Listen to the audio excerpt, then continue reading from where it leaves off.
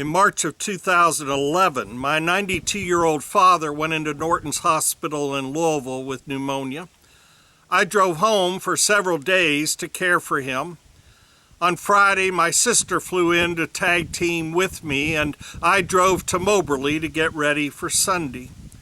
Some think pastors only work an hour a week and have a book to go by, so I figured I'd better show up for worship. The morning after I was welcomed home by my wife and son, my sister called to say Dad would be released from the hospital to go on hospice care. She added, "I think you'll want to come back now." It was a little late to get a substitute preacher, so I went to church, set up a camera, and did a selfie video of the sermon as far as I'd completed it. The following day, the church would be able to show it in the sanctuary screen in the midst of worship. I drove back to my little town while singing with Simon and Garfunkel their closing refrain in the car. Sunday afternoon, Dad's one surviving sibling and two surviving children gathered around his bed.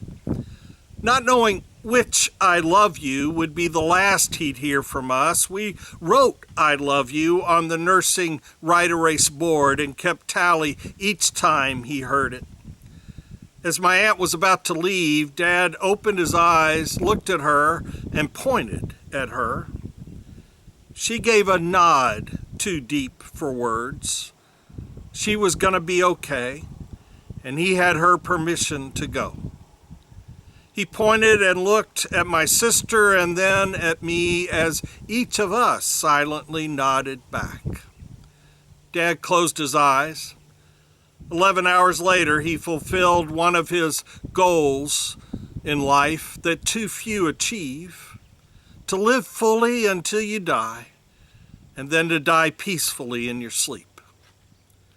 I was reminded of that weekend as I pre-videoed worship on Friday online church yesterday.